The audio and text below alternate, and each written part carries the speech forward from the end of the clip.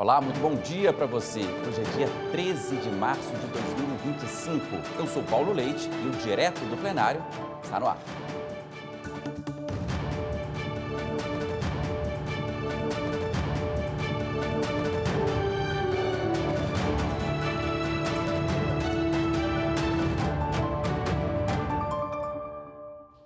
Você acompanha a qualquer momento e ao vivo aqui com a gente a sessão de hoje no Tribunal Superior Eleitoral.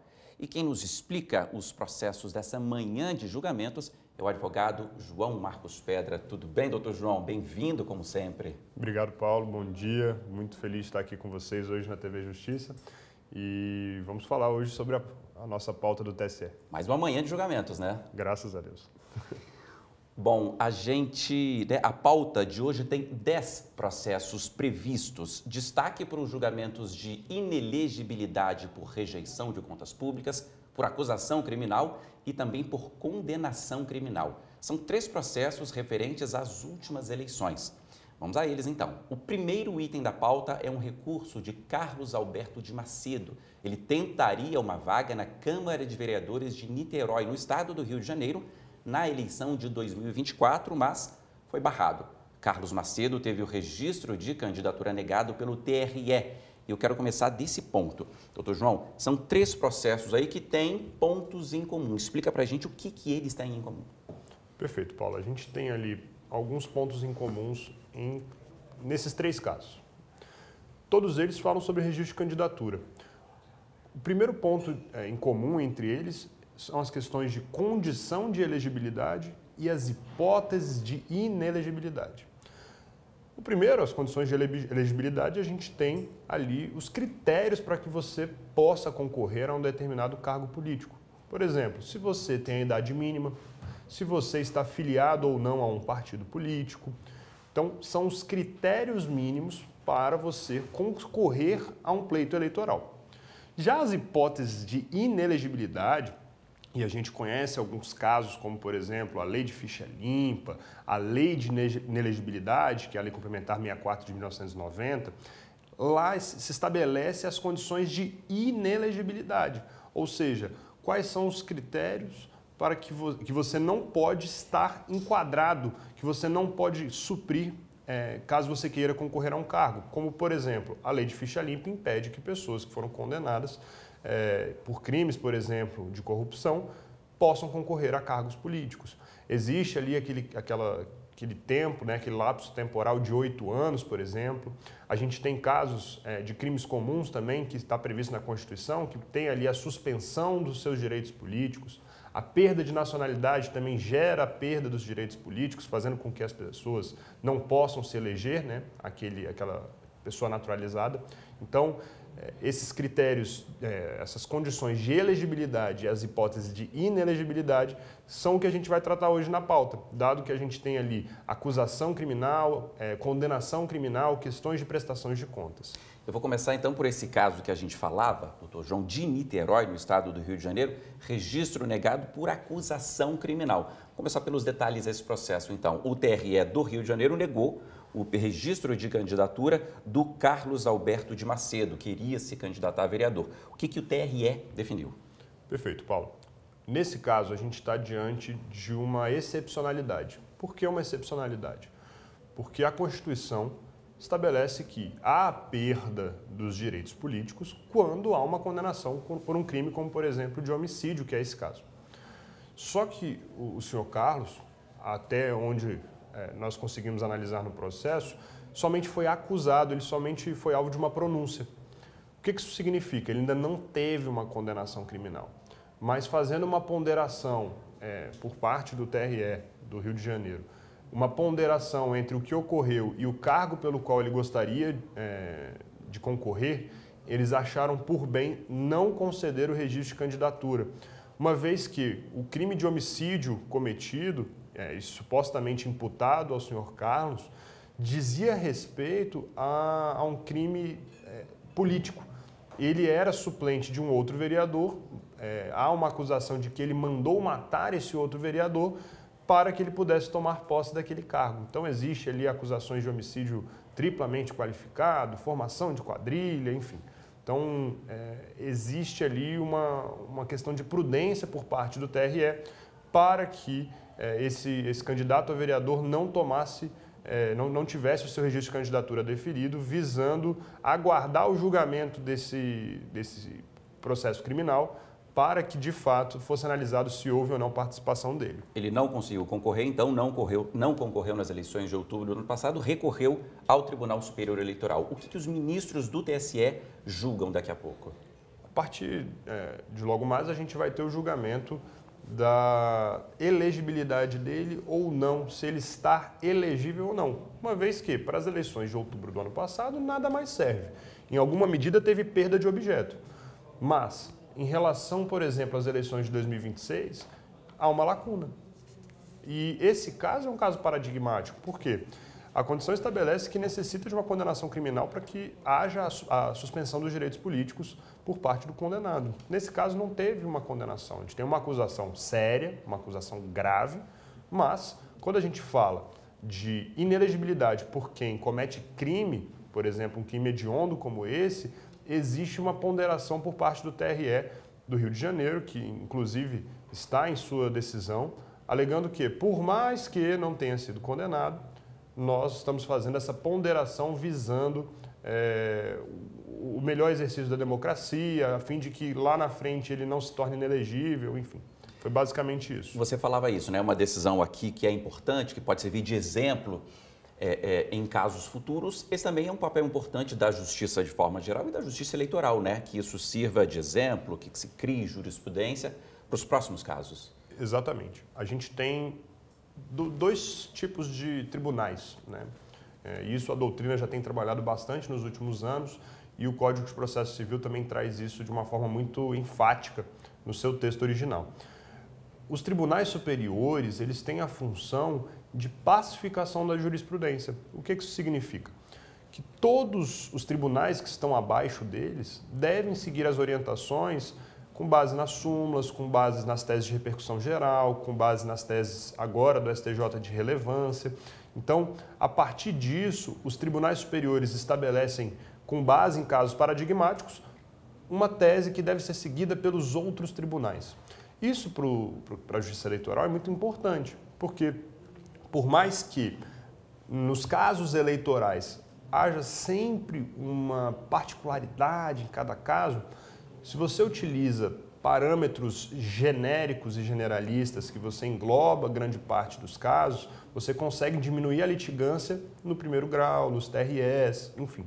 Então, a função do TSE é muito além de julgar os casos como uma corte recursal, uma corte de cassação, como se chama na Itália, nós temos aqui também uma função de corte de precedentes, uma corte que visa gerar precedentes e gerar uma tese dizendo a melhor interpretação, a melhor hermenêutica para cada uma das normas e para cada um dos casos.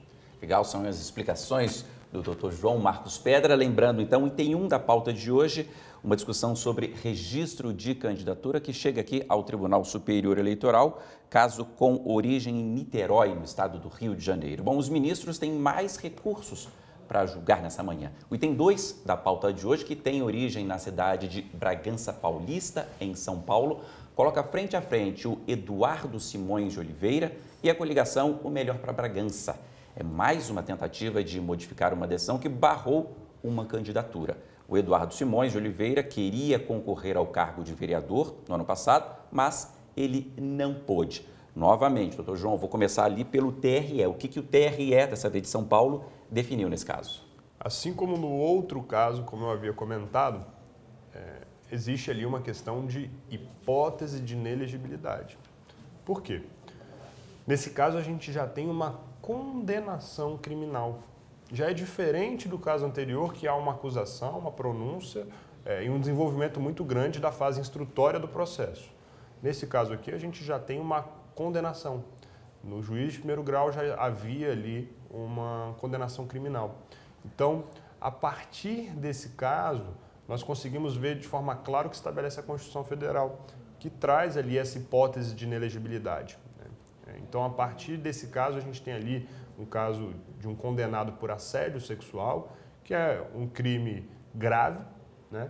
São aqueles casos, por exemplo, que a gente viu no último carnaval, de beijo sem consentimento, apalpar outra pessoa também sem consentimento, é um crime grave e a partir dele houve uma condenação. E essa condenação ela tem condão de suspender os direitos políticos daquele investigado, no caso daquela pessoa que foi condenada, que nesse caso se candidatou ainda para vereador nas eleições de 2024. Agora, tem uma dúvida aqui. Doutor João, é uma condenação por importunação sexual, pena de 1 ano e 2 meses de prisão, inicialmente regime aberto, substituída por 2 restritivas de direito consistentes em prestação de serviços à comunidade pela pena, mesmo pelo tempo mesmo previsto. Isso modifica alguma coisa? Ter sido modificado para serviço à comunidade, eu pergunto? Existe uma modificação no aspecto de o candidato não vai ficar preso no sistema penitenciário, não vai ficar recluso. Mas as outras condenações, por exemplo, a alteração para a pena restritiva de direito engloba, por exemplo, a suspensão dos direitos políticos. Não poderia ocorrer um acordo, por exemplo, junto ao Ministério Público, para que ele realizasse essa prestação de serviços à comunidade, por exemplo, e não ter a sua suspensão dos direitos políticos. Então, ainda que exista essa alteração, né, ao invés dele ficar recluso, dado que a pena é de 1 ano e 2 meses, salvo engano. Exato, 1 ano e 2 meses de prisão. Ao invés dele ficar preso, ele vai fazer serviços à comunidade, considerando, né, que nós temos ali uma população carcerária muito grande, para um crime com uma pena tão pequena, normalmente existem essas possibilidades de acordo. Então, nesse caso, a gente vai ter ainda a perda dos direitos políticos, a suspensão, a bem da verdade, mas ele não ficará preso, não ficará recluso dentro de um sistema penitenciário. Ele não concorreu nas eleições do ano passado. Aqui recorreu, claro, perdeu, recorreu ao TSE. O que ele tenta aqui no TSE? Aqui no TSE ele tenta justificar que, como ele não está recluso, ele poderia ter a sua participação nas eleições. Todavia, por mais que tenha se dado essa substituição de pena, a Constituição é clara e acredito eu que o TSE deve se manter na sua posição firme, até mesmo em razão do julgamento, né, na primeira decisão em recurso especial eleitoral e em razão também da postura adotada pelo Ministério Público em seu parecer antes do julgamento desse caso, antes da inclusão dele na pauta. Bom, é mais um caso que a gente acompanha em instantes. Esse é o processo 2 da pauta, com origem em Bragança Paulista, interior de São Paulo. Relator ministro André Mendonça. O anterior origem no Rio de Janeiro. Relator também o ministro André Mendonça. Bom, o terceiro recurso dessa manhã é de Fernando César de Queiroz Mota.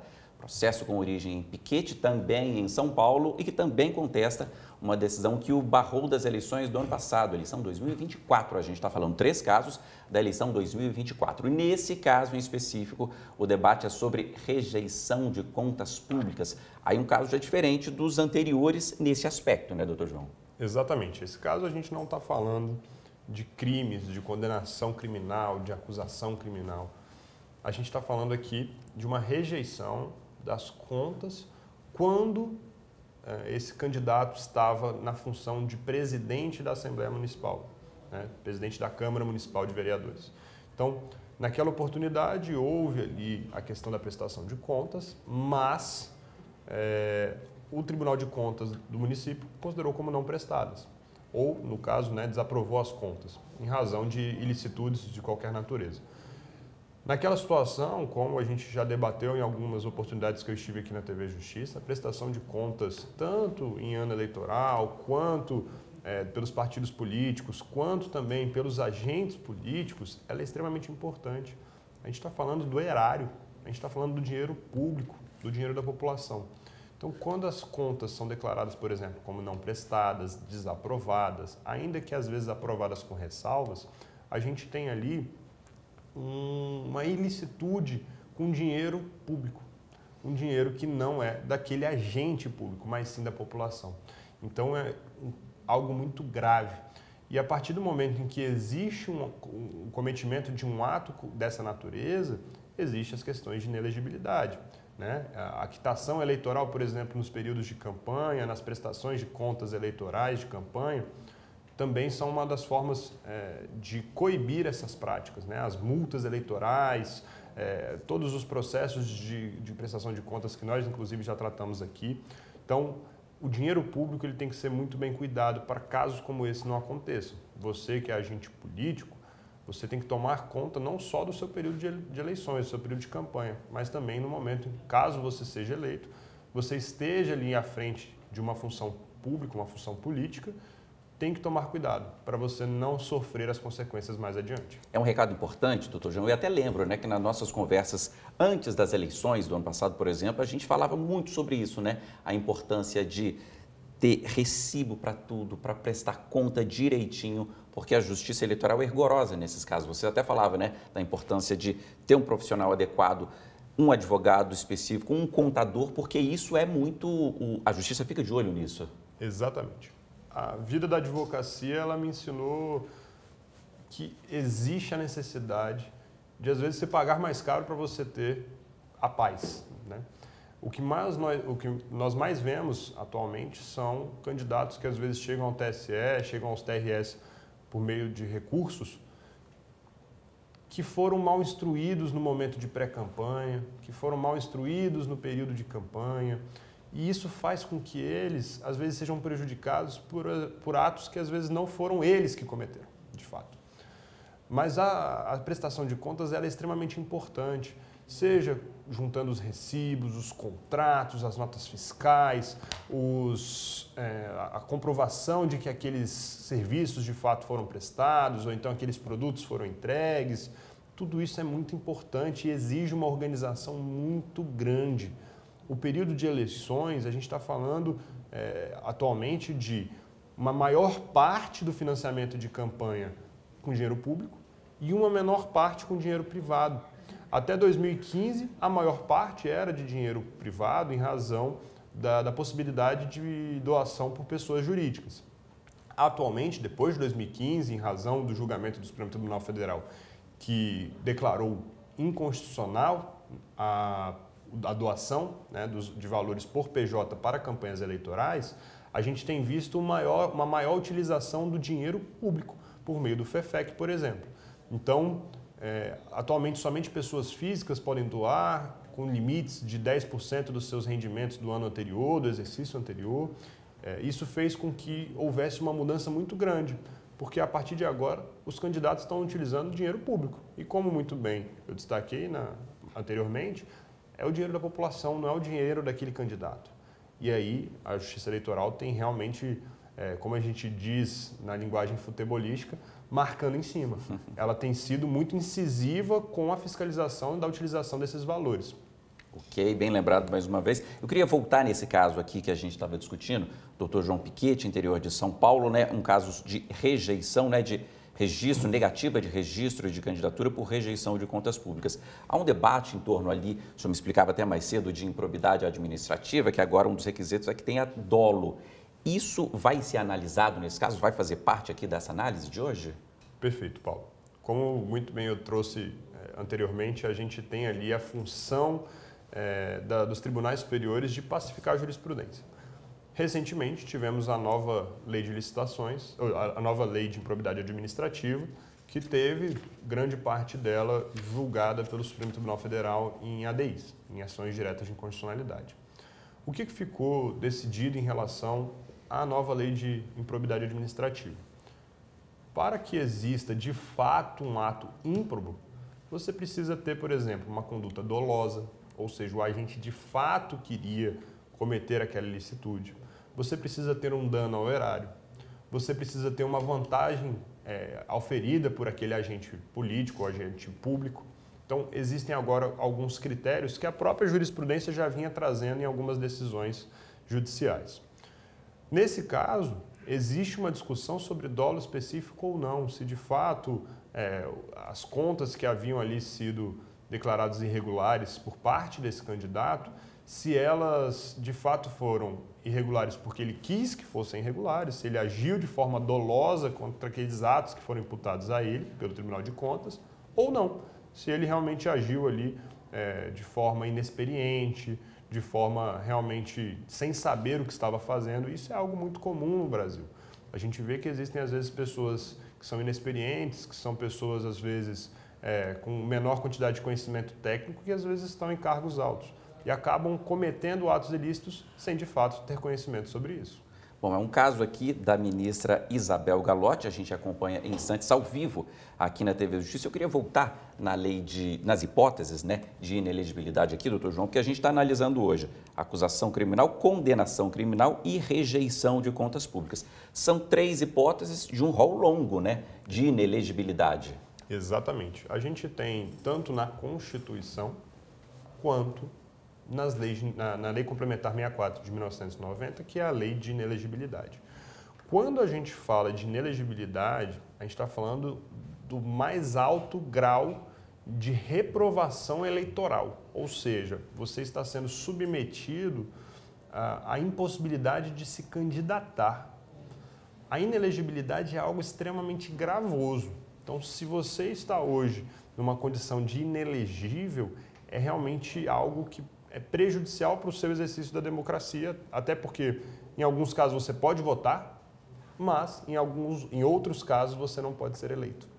Existem casos, obviamente, de suspensão dos direitos políticos como um todo, como, por exemplo, pessoas condenadas que estão presas, sentença transitada em julgado, como estabelece a Constituição Federal.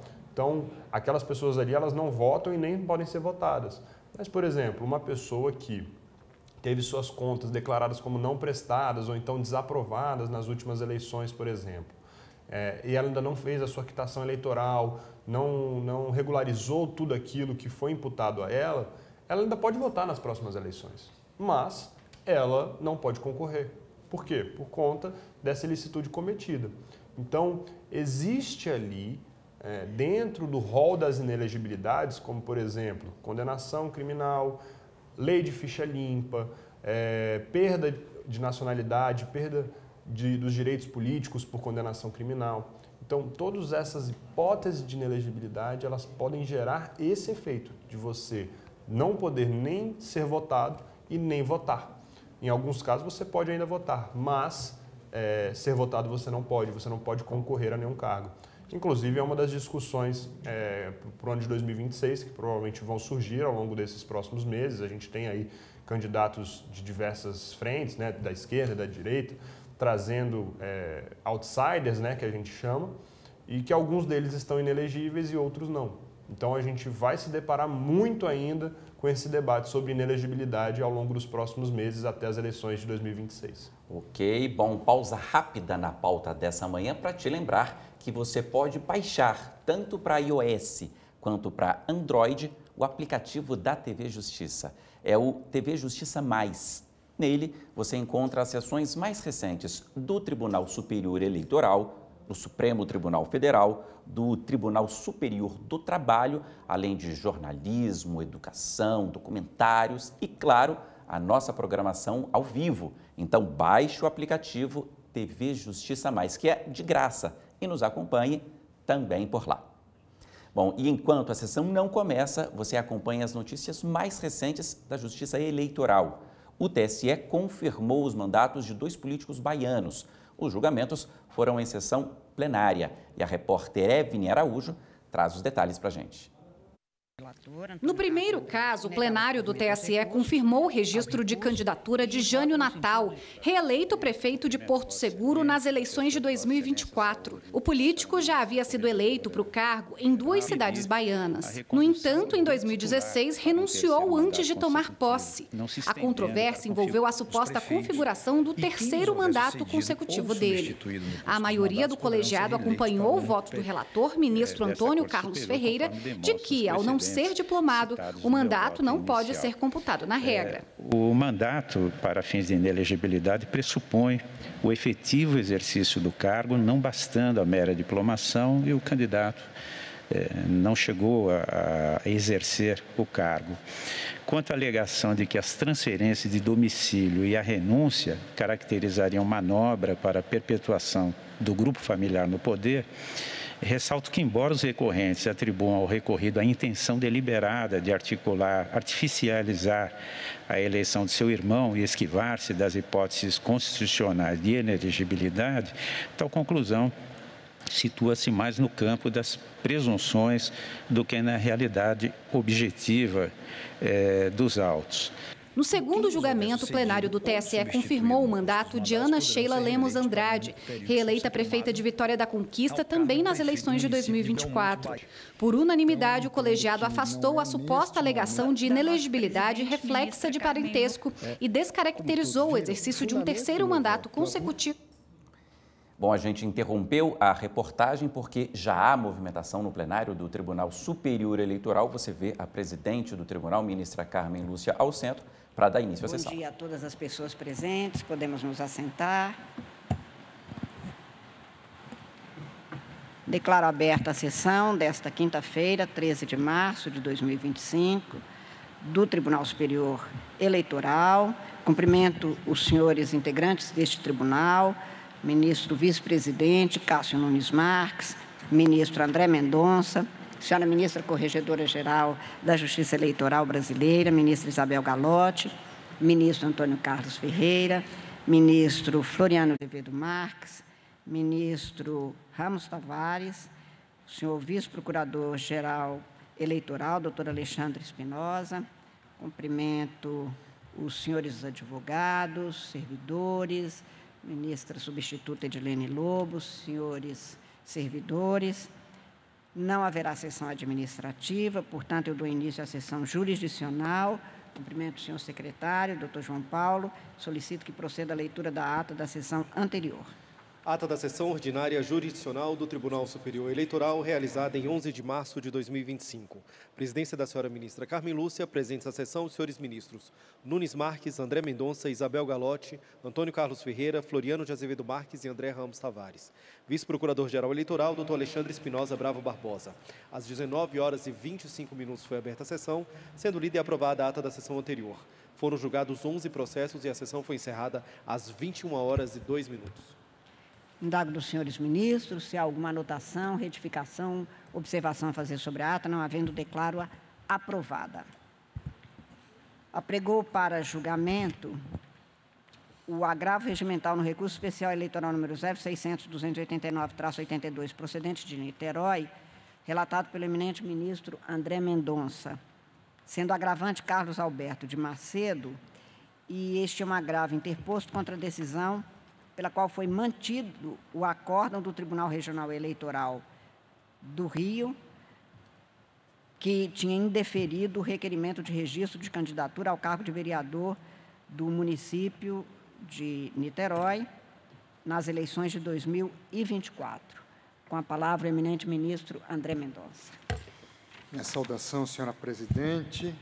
Em nome de Vossa Excelência, cumprimento os eminentes ministros, também vice-procurador-geral eleitoral, senhores advogados, advogadas, aos estudantes das universidades, Universidade Federal de Ouro Preto e do Centro Universitário Uninassal, das cidades de São Luís, Maranhão e Caruaru, Pernambuco.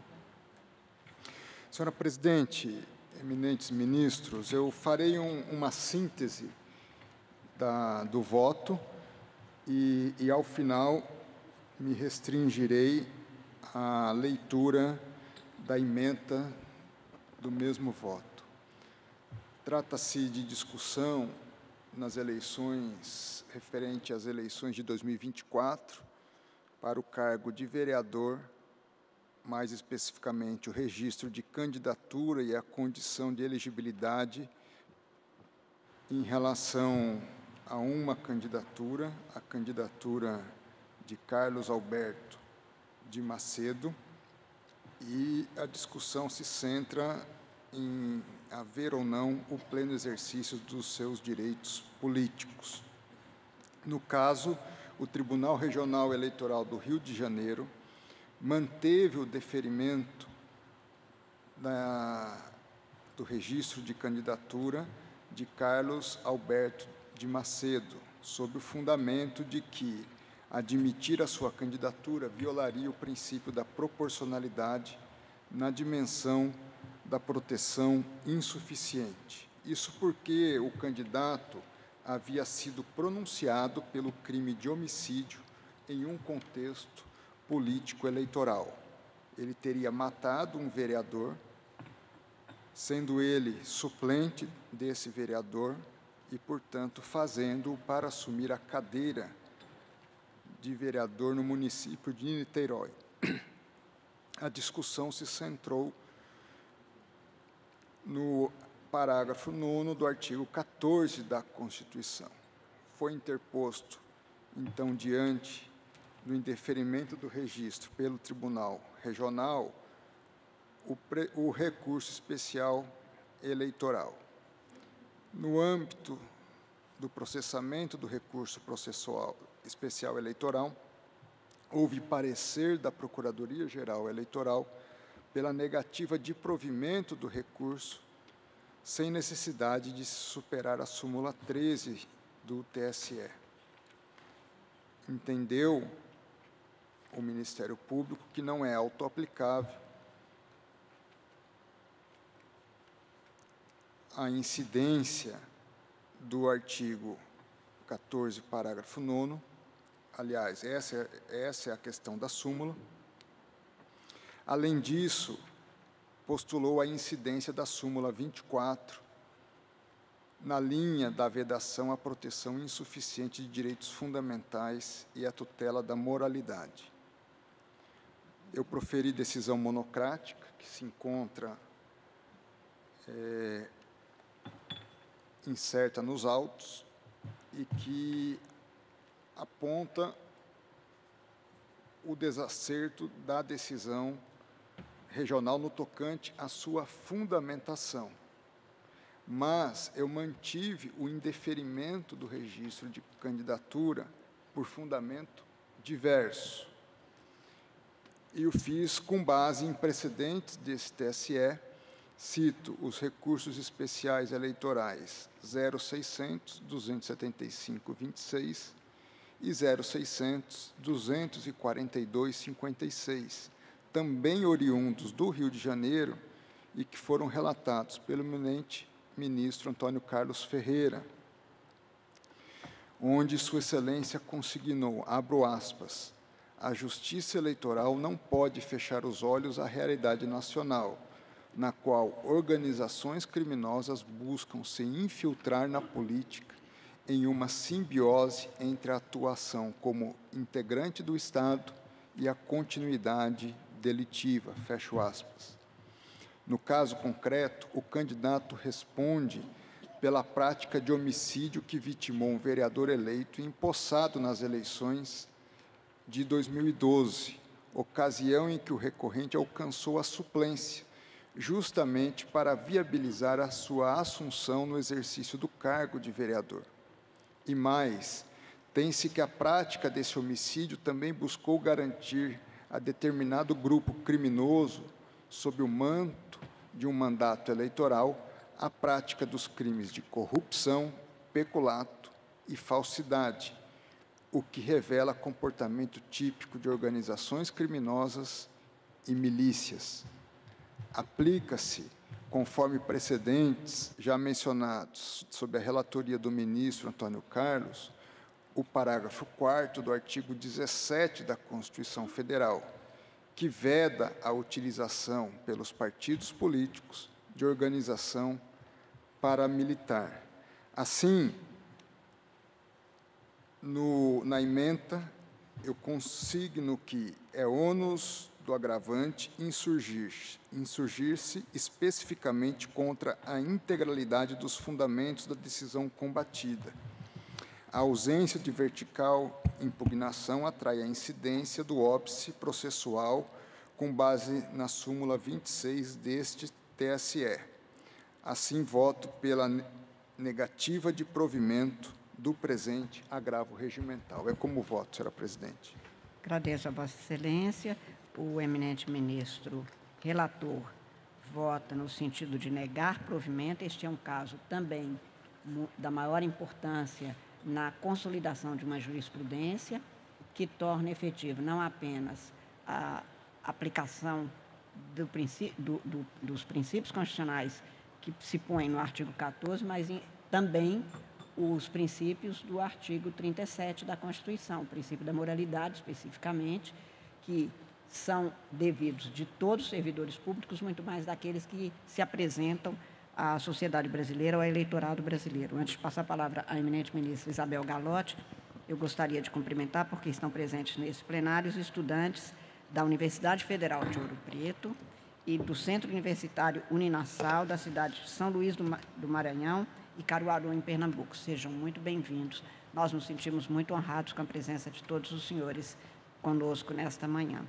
Passo a palavra para voto, neste caso, da eminente ministra Isabel Galotti.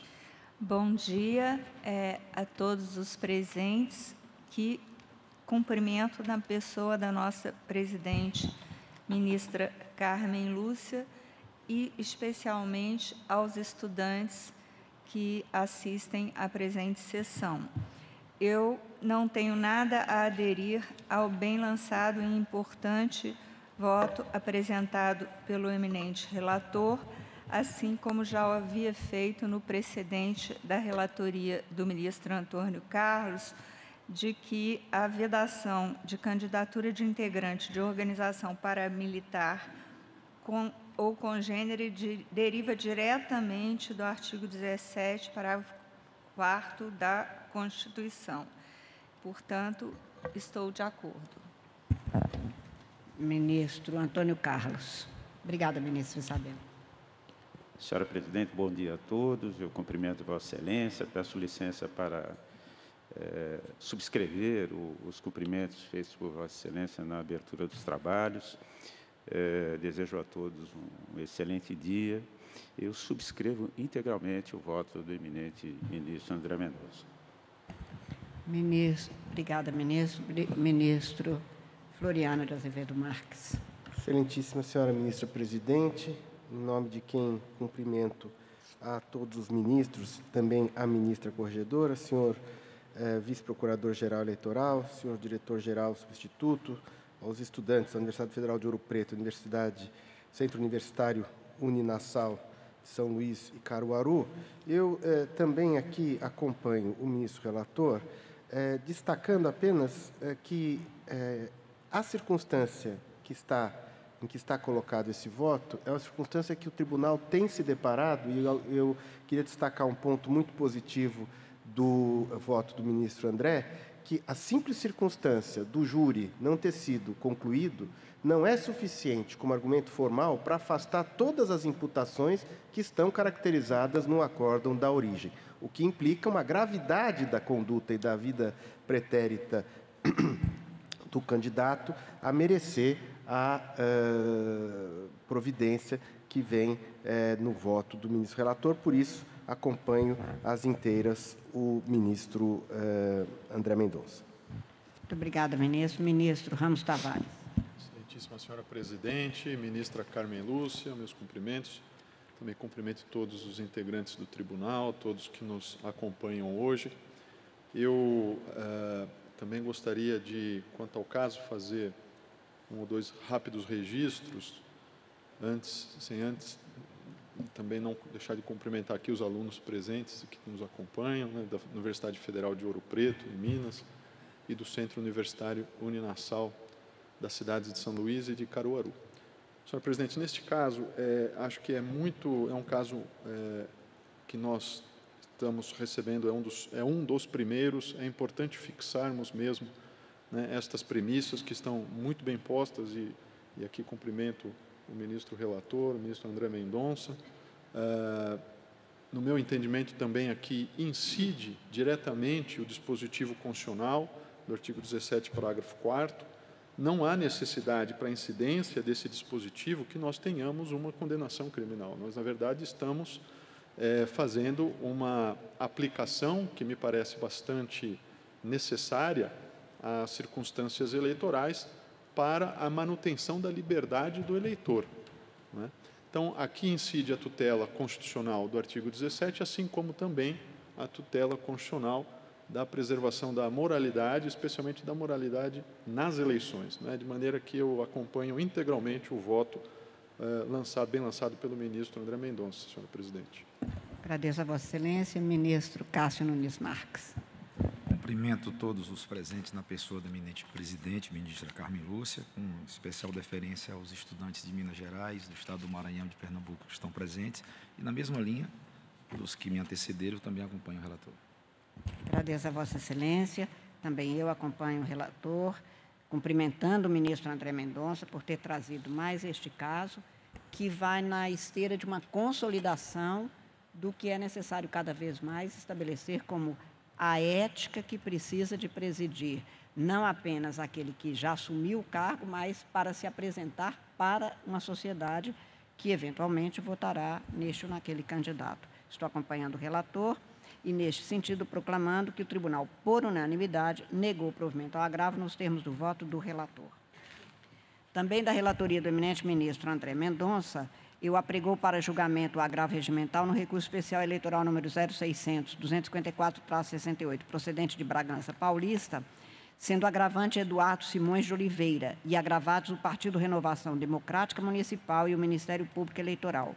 Neste agravo, se interpõe o agravante contra decisão de manutenção de acordo do Tribunal Regional Eleitoral de São Paulo, que indeferira o requerimento de registro de candidatura para o cargo de vereador no município de Bragança Paulista. Isto nas eleições de 2024. Tem a palavra o eminente ministro André Mendonça, relator. Renovando meus cumprimentos e saudações, senhora presidente, também nesse caso eu farei uma síntese do voto e da questão discutida e ao final farei a leitura da ementa do meu voto.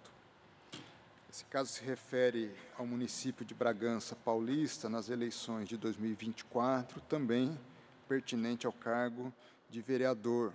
Houve a impugnação do registro de candidatura, o reconhecimento de inelegibilidade em função de condenação criminal. No caso concreto, Eduardo Simões de Oliveira teve seu registro de candidatura para o cargo de vereador de Bragança Paulista inicialmente indeferido pelo Juízo Eleitoral de Bragança, pois foi condenado criminalmente por decisão colegiada, ainda não transitada em julgado, pelo delito tipificado no artigo 215-A do Código Penal, importunação sexual. Incidência da causa de inelegibilidade em função dessa circunstância com base no artigo 1º, inciso 1, a linha E, item 9, que prevê, portanto, a inelegibilidade pertinente aos crimes contra a dignidade sexual. Entretanto, em sede de embargos de declaração, o senhor Eduardo Simões apresentou decisão do TJ São Paulo, proferida no dia 9 de setembro de 2024, em sede de tutela cautelar antecedente, que, nos termos do artigo 26C da Lei Complementar 64 de 90, suspendeu a inelegibilidade do requerente.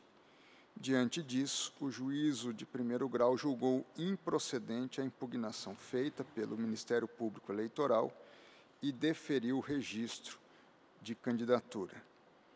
O TRE de São Paulo, porém, entendendo que a Justiça Comum teria invadido a competência exclusiva da Justiça Eleitoral, deu provimento ao recurso interposto pela coligação adversária e indeferiu o registro de candidatura do senhor Eduardo. Os embargos de declaração foram rejeitados e interposto, então, o recurso especial eleitoral pelo candidato. No trâmite processual deste recurso especial, o parecer da Procuradoria-Geral Eleitoral foi cirúrgico.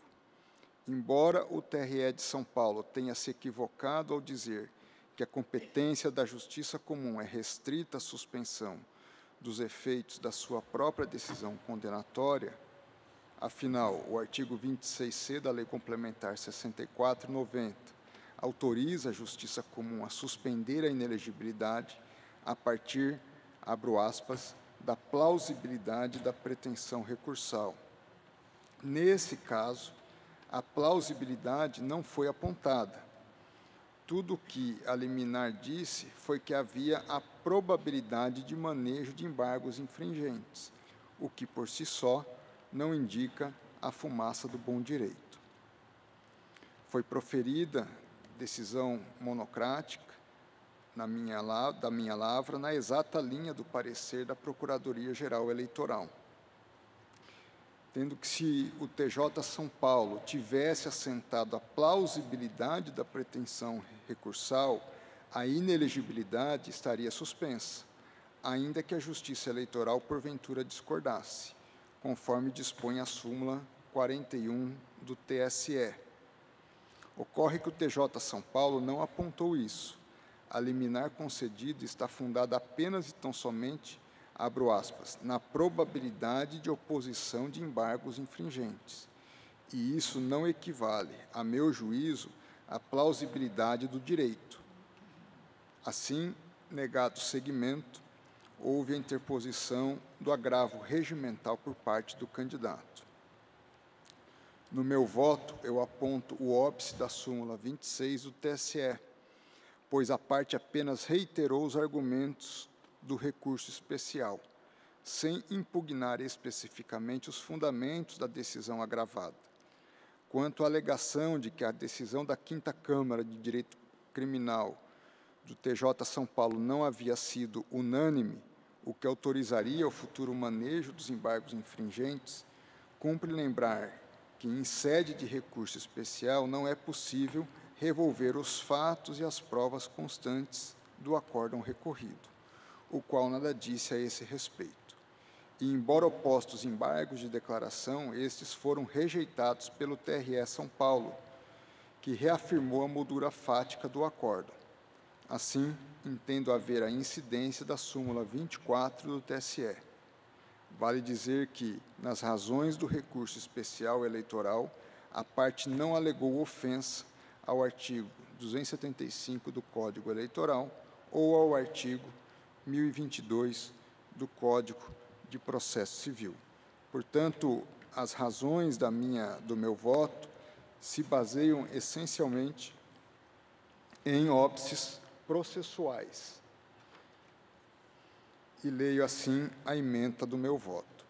No tocante ao artigo 26C da Lei Complementar 64 e ainda ao poder geral de cautela conferido ao magistrado, tem-se que, ao deferir a medida liminar vindicada pela parte, o prolator da decisão haverá de assentar o requisito da plausibilidade jurídica do recurso interposto na seara própria, não cabendo anotar simplesmente, como na espécie sob análise, que a liminar é concedida apenas para suspender a inelegibilidade do peticionário prevista no artigo 1º, inciso 1, a linha E, item 9, do referido diploma legal, até o julgamento da presente medida. É ônus do agravante insurgir-se especificamente contra a integralidade da decisão combatida. A ausência de vertical impugnação atrai, portanto, a incidência do óbice processual do enunciado da súmula 26 deste TSE. Assim, eu voto pela negativa de provimento do presente agravo regimental, senhora presidente. Agradeço a Vossa Excelência. Eminente ministro André Mendonça, relator, vota no sentido de negar provimento ao agravo, com fundamento nos óbices processuais. Antecipa pedido de vista, eminente ministro vice-presidente Cássio Nunes Marques, indago dos senhores ministros, se aguardam o retorno da vista.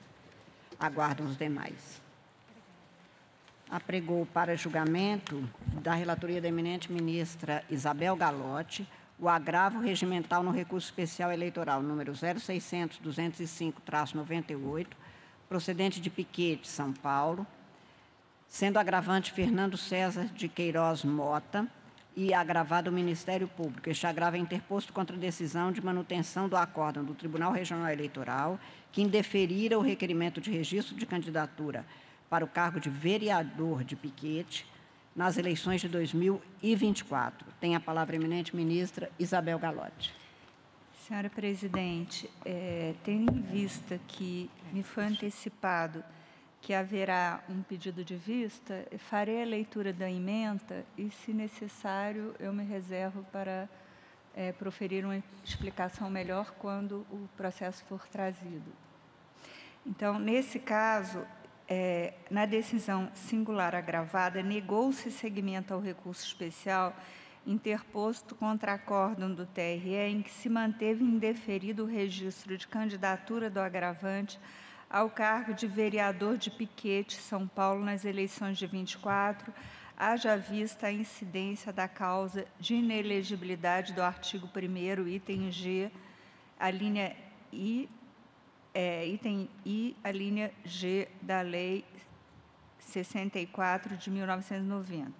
A alegada omissão quanto ao elemento volitivo não restou evidenciado, uma vez que a matéria foi expressamente tratada no acórdão recorrido. As matérias tratadas no artigo 14 da Constituição e 10º da Lei 8.429 não foram debatidas pela Corte Regional, de forma que incide o óbice da súmula 72 por falta de pré-questionamento. Em 2 dos 3 precedentes apontados no especial, a título de dissídio, o agravante não reproduziu os aspectos fáticos do acórdão paradigma, o que impediu aferir a similitude fática com o caso dos autos, e quanto ao terceiro julgado, não há similitude. Não cabe, nas razões de agravo interno, suprir a deficiência contida no especial quanto à demonstração do dissídio, nego o provimento ao agravo interno. Estão negando provimento. Certo? Vossa Excelência nega provimento, ministra Isabel. Após o voto da ministra relatora Isabel Galotti, que negava provimento, antecipou o pedido de vista do ministro Floriano de Azevedo Marques. Eu indago dos senhores ministros se aguardam o retorno da vista. Proclamo o resultado que, após o voto da eminente ministra relatora Isabel Galotti, que negava provimento ao agravo, antecipou o pedido de vista o ministro Floriano de Azevedo Marques, aguardam os demais. Apregou para julgamento 2 listas que estão nessa pauta, são da relatoria do eminente ministro vice-presidente Nunes Marques. Elas foram afixadas no quadro ao lado da entrada do plenário, os processos foram previamente divulgados na internet. A lista número 1, relatada pelo eminente ministro Nunes Marques, tem 4 processos que são agravos regimentais, em agravo em recurso especial e em recurso especial. Nestes 4 casos, o eminente ministro relator nega provimento aos agravos. Eu indago dos senhores ministros se há alguma divergência. E não havendo, proclamo o resultado que o tribunal, por unanimidade, negou provimento aos agravos nos termos do voto do relator. Lista número 2, relatada também pelo eminente ministro vice-presidente Nunes Marques, há 3 processos, agravos regimentais em agravo em recurso especial e em recurso especial.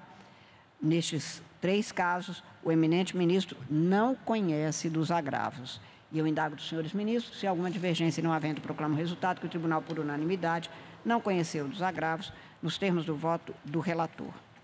Senhores ministros, antes de fazer o encerramento desta sessão, eu gostaria de fazer 3 observações ou anotações. A primeira é que ontem a ministra Corregedora-Geral da Justiça Eleitoral, juntamente comigo, realizamos um encontro aqui dos corregedores gerais de todos os tribunais regionais da Justiça Eleitoral, um encontro que acho que foi extremamente importante. Sim, sem dúvida. Uma boa parte das corregedorias cumprem um papel muito importante quanto ao cadastro nacional, inspeção e correição nos tribunais, exatamente para que a gente chegue a bom lugar para as próximas eleições.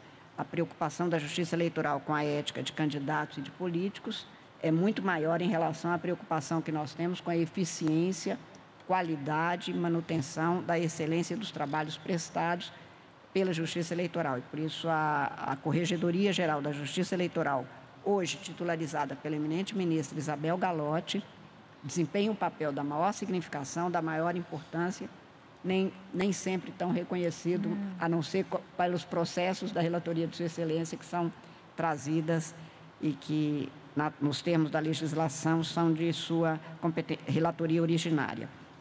Este foi um momento importante, que me parece, para que a gente tenha uma única pauta, uma vez que o Tribunal Superior Eleitoral é cabeça de sistema, e todos esses órgãos têm de, portanto, andar de maneira afinada. A segunda anotação que faço é que, nesta manhã, o Tribunal Superior Eleitoral assinou com a Escola Nacional da Magistratura um termo de cooperação para a realização de um curso para os juízes, que serão juízes eleitorais já no próximo ano, para um aperfeiçoamento e atualização, especialmente em relação às questões do chamado direito digital, mas não apenas o processo eleitoral também, com o amplo conhecimento e discussão sobre os temas mais candentes e mais atuais da nossa jurisprudência, na forma que se tem levado adiante. A terceira nota, e esta da maior significação, no próximo sábado, dia 15, completam-se 40 anos do primeiro ato formal de restabelecimento da democracia no Brasil.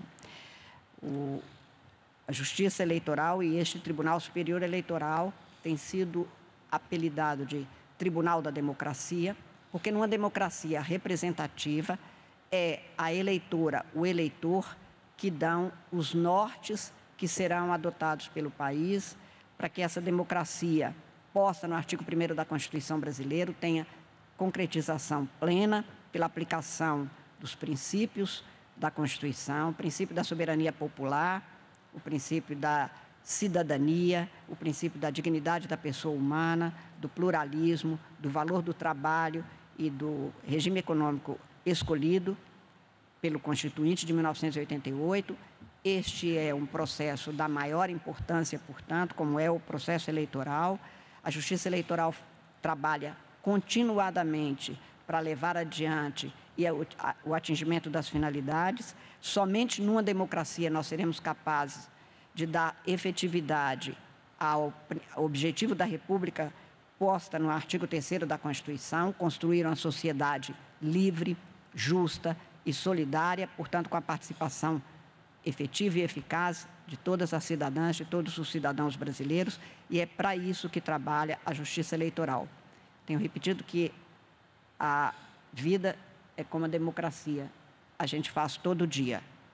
E este fazer é de toda cidadã e de todo cidadão, mas as liberdades só serão preservadas, garantidas, respeitadas, para que a gente tenha uma vida digna para cada brasileira, para cada brasileiro, num espaço democrático que é construído e, felizmente, temos agora 4 décadas continuadas de luta pela democracia, de continuidade democrática, de efetividade democrática. Para isso, trabalha o Poder Judiciário e, de uma forma muito especial, a Justiça Eleitoral brasileira. Para isso foi feito, pelo pessoal da Secretaria de Comunicação, um vídeo. Eu gostaria que fosse apresentado.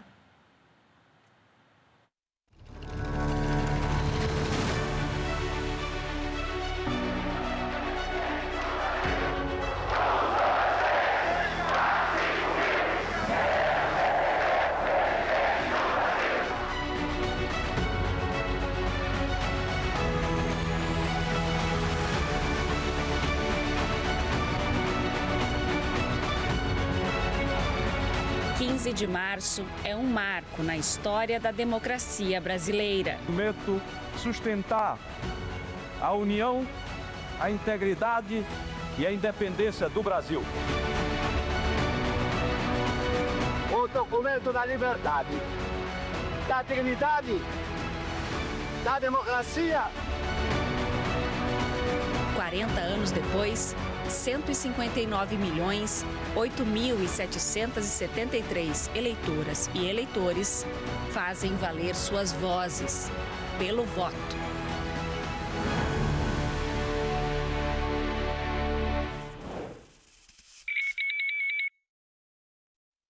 A democracia é um fazer de todas as brasileiras, de todos os brasileiros, e para que isso aconteça, para que as liberdades sejam garantidas, trabalha permanentemente o Poder Judiciário independente, imparcial e, como disse, de uma forma muito especial, a Justiça Eleitoral brasileira, que está a serviço da democracia, a serviço, portanto, da liberdade, da dignidade de todo o eleitorado brasileiro, de todas as brasileiras e brasileiros.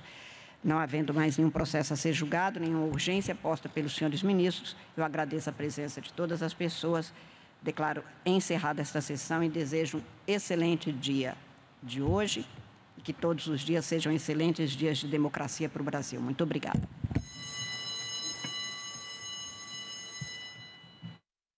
O Direto do Plenário com a sessão do Tribunal Superior Eleitoral fica por aqui. Muito obrigado pela sua companhia. Continue com a programação da TV Justiça e até a próxima sessão.